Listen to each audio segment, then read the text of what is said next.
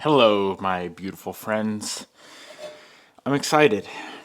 It is bright and early in the morning, and the zinc plating shop opens at 7. I got a call, and all of the zinc hardware for our very, very in-depth Evo 8 restoration we've been working on for, what is it, like, we're 14 episodes deep, so probably just over 2 weeks. I would say about 3 weeks deep into this build. A couple days in, I pulled every single bolt off the car that I wanted zinc plated, and I dropped it off. And it's now done, which is exciting because we can really start to make some solid progress. Fully getting assemblies done and things of the sort.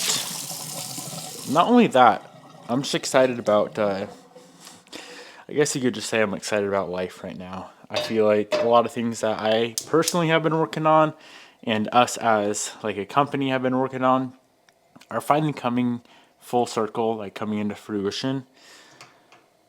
A lot of hard work pays off. Most of the time not right away. But over time it does. If you don't quit, hard work does pay off. So I'm just having one of those days again where it feels like I could do anything and conquer the world. So always a good day to have. I wish every day was like this. But then again, if every day was amazing, every day would just be the same. And then technically it wouldn't be amazing because you would have no bad days. So every day would just be level, I guess you could say. I'm gonna get my blood checked. I'm getting a little sick of the carnivore diet, if I'm being completely honest. It's we're 29 days in, so I'm gonna schedule the appointment to get my blood work done. I'm gonna actually go in tomorrow. Tomorrow is gonna be day 30. So I'm gonna go get it checked tomorrow to see if anything changed with my health. I'm very, very curious. Part of me wants to hope that nothing changed, so I'm not like forced to do this forever. But let's be honest, dude, if my platelets, which is the main issue I'm trying to fix, if my platelets skyrocketed, even if they went up like 10%, say if they're like 50K or something, 40,000, 50,000, this is something I'm going to do the majority of my life because, of course, it works well for my body. I'm not saying this type of diet works well for everybody, but, you know, if it helps me out, that's cool. If it doesn't, that's also cool. I'm willing to try things, as always. Life's too short to just not do fun things like this, I guess. This morning, on the chopping block for breakfast, some nice steak that Bobby cooked up last night on the smoker, and eggs. Steak and eggs. I was going to spend some time on the Type R today and tomorrow, but being that our freaking zinc plated hardware is done, I don't want to. I would rather spend time, because we could get the transmission fully assembled, we could get the T-case fully assembled. There's so many things we could fully assemble now, which makes me very, very happy. Not only does it clean up the shop, it's just like more steps closer to getting this build on the freaking road. I wonder what a good like goal to have this thing done by would be. Because the bodywork's pretty much done. The next main thing is paint. And then after paint, it's kind of back to assembly. There's a couple other little things I still need to figure out. Not only do I need to figure out the paint color, but that's easy. I just need to actually figure that out. But I need to figure out what we're going to do for the interior. Mainly the seats. The rest of the interior I already have. So figure out what we're doing for seats. If we're going to go aftermarket or just try to do like a leather OEM seat, like an OEM 9 seat. Something like that. I got to figure that out. Then it's on to assembly. I would say, we've been on it for 3 weeks now. I would say another 6 weeks, the car could probably be done. I could be way off, but that'd be sick. That'd be a 9-week turnaround for the crustiest car I've ever built. This is 100% going to be the nicest car I've ever done in my life. I hope.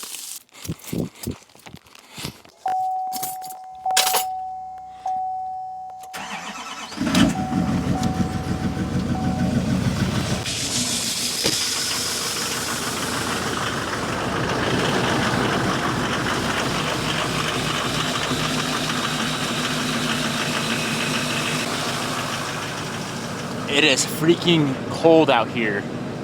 That is a lot of snow. Wow. I did find two separate sets of front seats. One is a set of leather 8s, which are super, super rare. They're in Seattle, which is like a 4.5 hour drive. They look like 9 seats, if I'm being honest. They would have came in the SSL, which is like the sight, sound, leather, I think it stands for. That's what they look like. Now, of course, I do need to find rears to match and door cards to match, or door panels. But the front seats are definitely the hardest part of the SSL interior to find. The rest of it should be pretty easy. Also, can we talk about how much the gas prices have dropped recently? Here where I live, there's a gas station pretty close to the house, and it's always like a check on the way to the shop in the morning is, I wonder what the gas prices are this morning. They were up to over $5 a gallon at that station, and just in Spokane in general. Right now they're down to $4.17, which of course is still pretty freaking absurd, but $4.17 is better than $5. Now if the E85 prices would drop, that would be the most convenient, but only in the summer, because of course in the winter I ain't driving cars on E anyway. Making an additional couple hundred wheel in the snow, there's no point. So I think E is still $5.49 a gallon? You know what, let me look. E prices apparently dropped to $4.99 a gallon. It's not bad for around here. See if I can slang the truck a bit. This thing's a little bit large to be slanging. That's what the Blue WRX is for. Good. Here to grab zinc for Devin. Niemela? Yeah, that was mine as well. Yep. That looks good. Boys. This is some nice zinc. Zinc's one of those things where, of course, we have the ability to do it at the shop. I bought all the utensils to get it done. But when a massive industrial place like this can do it way faster than I can, and for $223 is what every single bolt, bracket, nut, that big heat shield, everything, 223 bucks. And they can get it done in a reasonable amount of time to where we can work on other stuff at the same time. It just doesn't make sense. If I could go back in time, I would have not bought that zinc plating kit because it is chemistry and I'm not good at chemistry. Maybe I did pay attention in chemistry class or something, because it's hard. And that whole kit was like $1,000. It's a lot of money. So we got two different boxes of zinc plated goodies. This is one of my favorites, being that it's a massive heat shield on the bottom. I know OEM isn't gold zinc. It is probably silver zinc or painted, but let's be honest, that gold zinc looks amazing. And then here, I'll just show you guys. Everything else in this box is all the other brackets and whatnot. Water pipe, hood prop, oil drain, oil feed, all the coolant lines for the turbo, all the goodies. And then the second box is all of the bolts. I remember when I dropped these off, a lot of you guys were a little bit confused on how the heck I'm gonna remember where probably 200 bolts, 200 different bolts go. This is a lot of bolts. Definitely a shit ton of bolts. And the truth is, I don't exactly know where each individual bolt goes. Now I can pull random bolts and know or just assume where they go. I mean, some of them are quite obvious, like of course this guy right here, this is gonna be for like a rear tow arm. It's an alignment bolt. I find the easiest thing to do when I do drop these off, because I've done it before, is go ahead and organize all of the bolts by size. So you'll have a box that's M6, a box that's M8, a box M10, a box M12 and bigger, so on and so forth. And then, for example, as we're building the transmission later on today, we'll go in the box. I know that they're all an M10 by 1.25 bolt. So we'll go in the M10 box and find all the appropriate bolts for the transmission case, appropriate length, You guys get the point.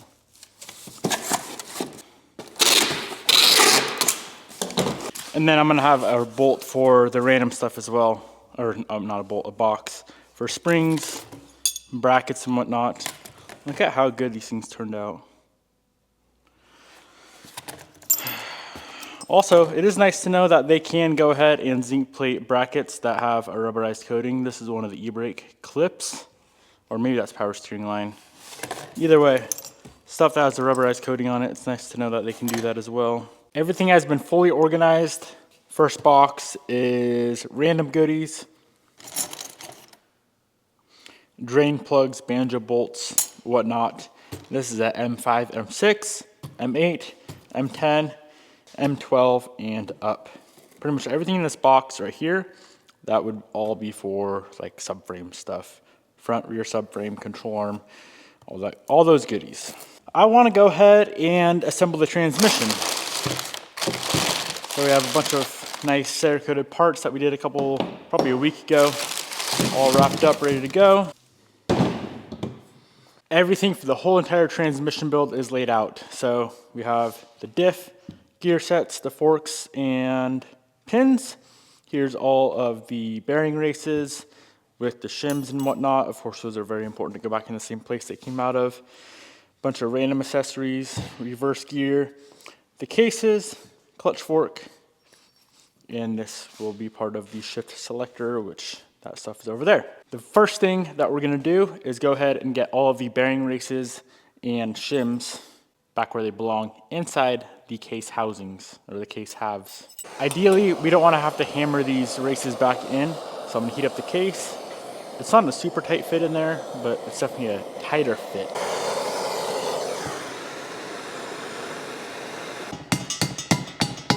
Now both of the bearing races on this case side are shimmed.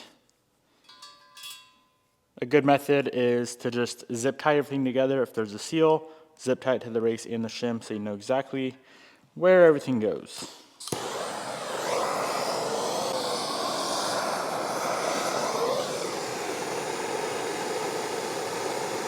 Okay, everything is going to be assembled into this case here, and then the outer case is going to go on top. As it goes together, and put just a little bit of 90 weight on the bearings because everything is very dry right now.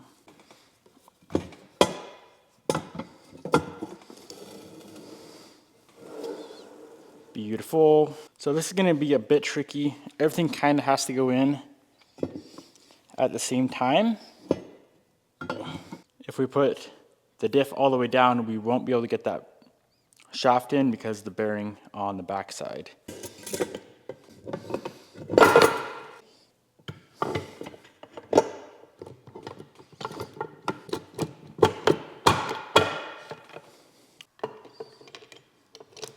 Ideally, we want to get all of the shafts, everything on like this before the gear set drops down in there, just so we don't have to pull out all these pins. It saves us quite a bit of time. Everything lubed up. Let's get her done.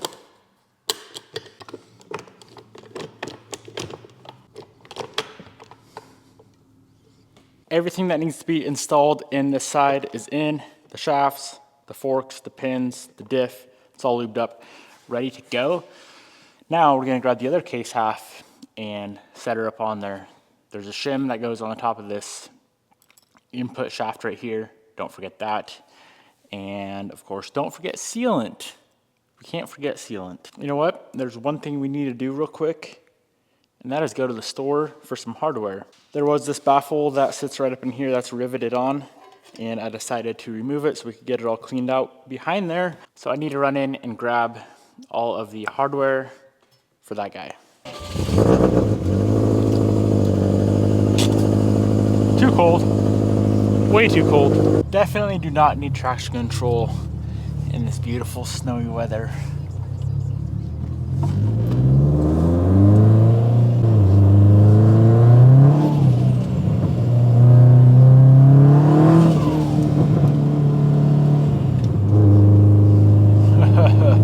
It's a little bit slickery today. Oh my lord. Wow.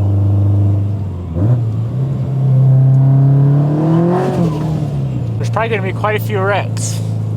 I don't really want to be one of them.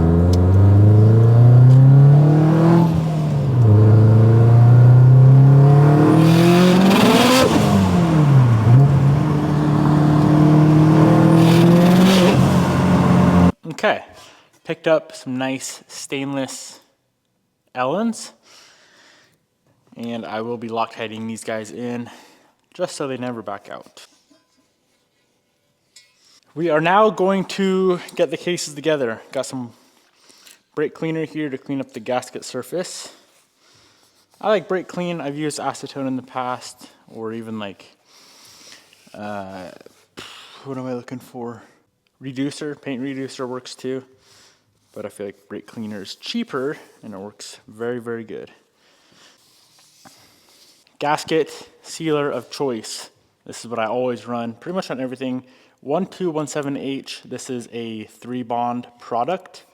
I think it's actually a Nissan product. Probably made by 3M, but it's for Nissan. The reason I love it so much is we can throw it in this caulking gun here. So I just run a bead around the whole thing and then around each of the bolt holes. Makes life way easier when you can put it in the gun. So a little something like that. There's 2 flat surfaces. So I'm gonna put the sealant on both sides. I just dug through the hardware bin, found all of the 14 bolts. These are an M10 by 125 thread with a 14mm head and a quantity of 14. And I'm very excited to get this case half on and see how beautiful it looks.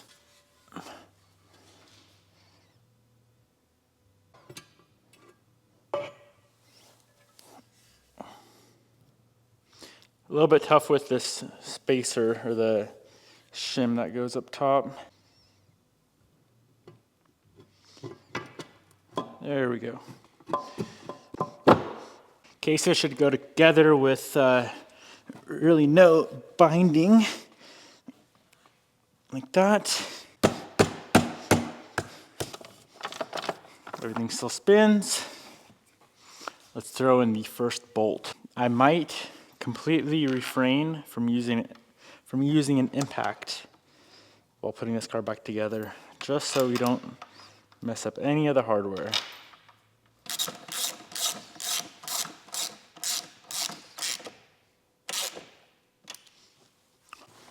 Alrighty, we got all of the bolts in for the transmission casing. Bam. Let's move on to the shift selector. So everything's all coated up, zinc here, Cerakote here, all the miscellaneous parts and pieces for this guy. So let's start getting this thing back together. This is where all of the photos that I took while pulling it apart comes in very handy, because if I didn't have these photos, it'd be very tough to remember how this thing goes. So first up, we have a needle bearing that is going to go inside of this guy here. On top of that will be the seal. On top of that is the dust shield. Seal goes on, dust shield goes on. Now before I put the shaft through, I am going to put a touch of grease on it so it spins and moves freely.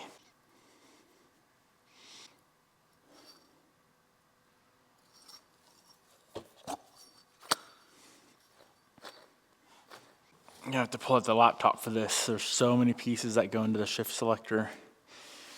Even with photos, it still is a little bit difficult. Shift selector is all finished up.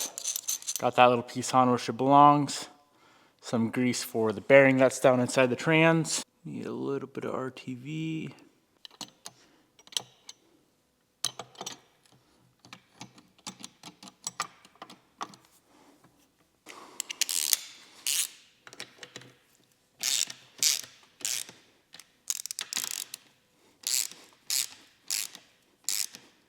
We got this bolt, little crush washer goes on, and this guy goes in here.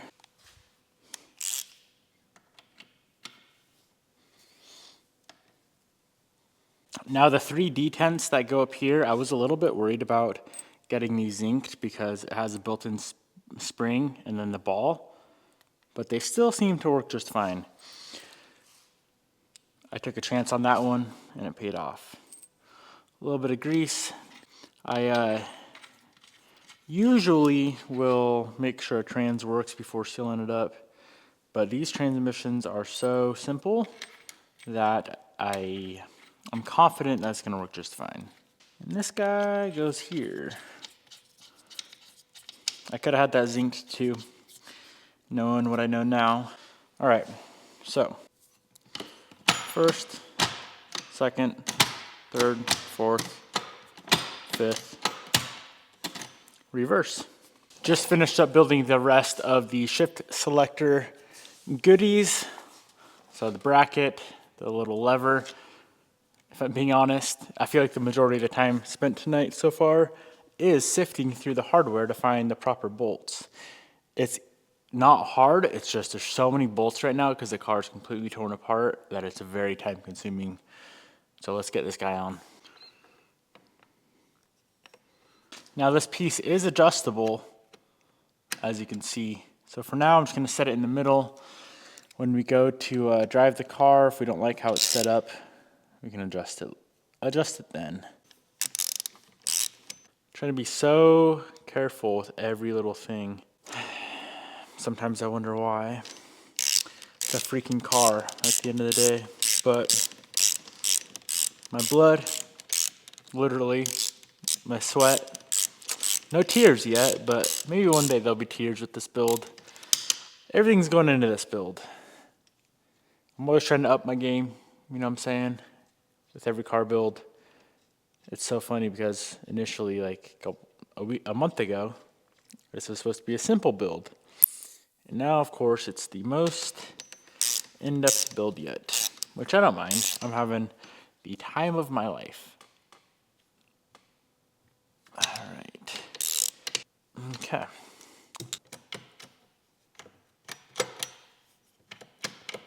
That is all finished up. Works like it should. I'm gonna go ahead and toss in. We got this guy down here. This is our speed sensor. A little bit of grease on the seal.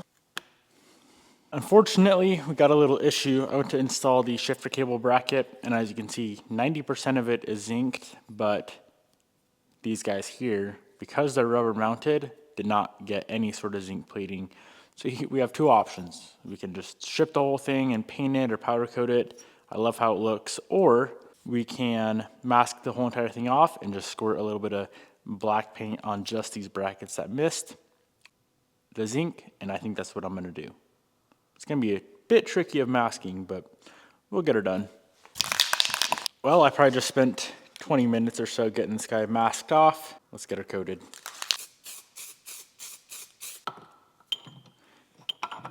Goes in like yay. And then this bolt goes to the front right here with the crush washer on it and holds her in place.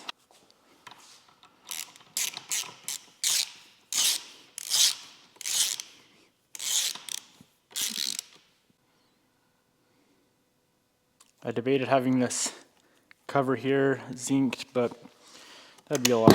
That would be a lot of zinc, and OEM is black, so black it went. Looks good. Looks very nice.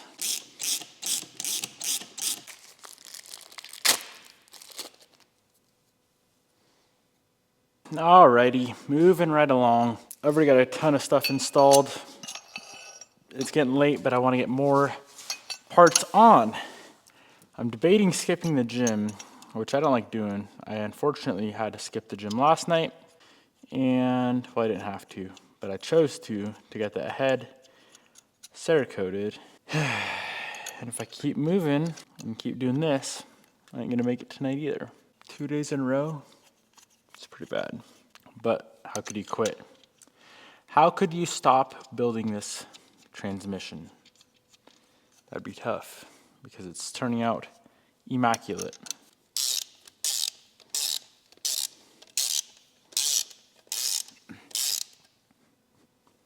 Now, I wouldn't say that this piece is a 10 out of 10, but it's probably a 9.8 out of 10.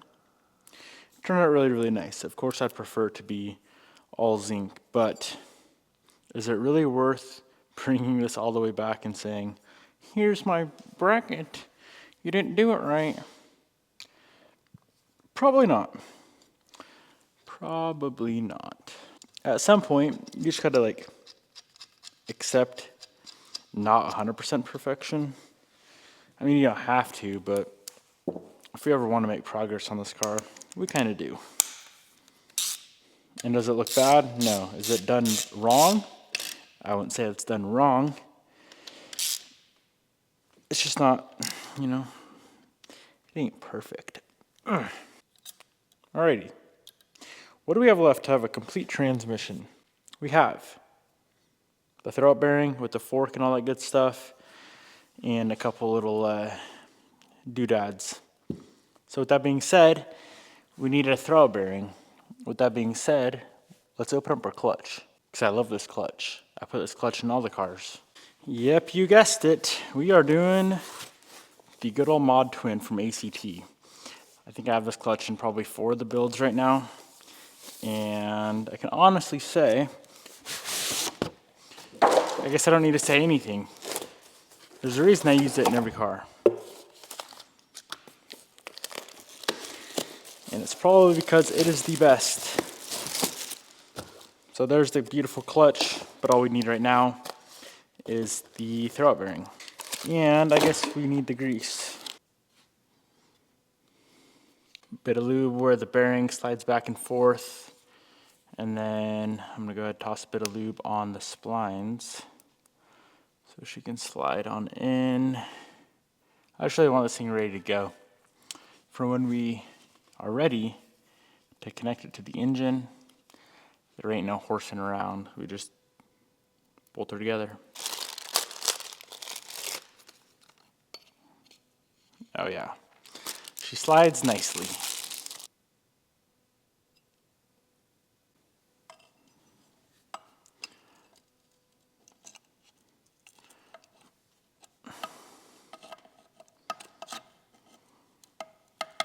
I don't really know why they put these on here. It's like a little felt washer type of deal. But they're on there for a reason from stock. Most of the time, if I'm being honest, I don't put them on. But for this car, I will. So it goes transmission case right there, a spring, little felt washer, and this guy's gonna be pressed through the fork. Felt washer thingy bobber, the other spring, slide her down through, and up here, gotta line it up to get the bolt in.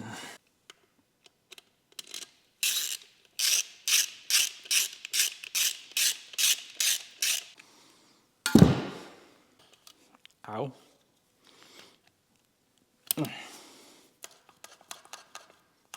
Now that is beautiful. Just a couple little doodads left. So we got this vent guy up top, which according to this photo, that's supposed to face toward the back. Not that it really matters. So like that. The front vent guy faces toward the front, or I guess the top vent goes to the front.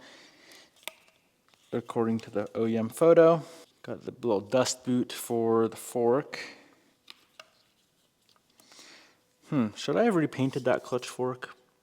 That goes there. Bottom of the transmission is this plug. And last but not least, this car was missing the slave. So I bought a brand new OEM slave. Ooh, I do got something to install with that. And that is a part from Radium. Even though we did the we are doing the ACT monolock, I'm still always worried about the throwout bearing popping out of the clutch. It's happened to me before. So if you install one of these clutch stoppers along with the ACT monolock, it helps tremendously. This essentially prevents it from doing it. Look at that beautiful piece from Radium. So how it goes is that guy goes on, and then that guy goes on. Now, of course, we're gonna have to adjust this piece when the car's all together, but that's not a big deal. A little bit sad these Allen heads are not zinc plated to match the rest of our goodies, but they have to be a Allen head to fit, otherwise I'll just toss a regular bolt in there and call it a day. Well, my friends, that is a very beautiful, complete, ready to drop in transmission.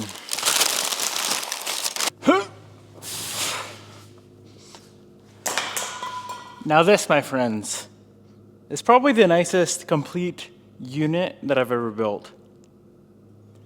Now where to store it.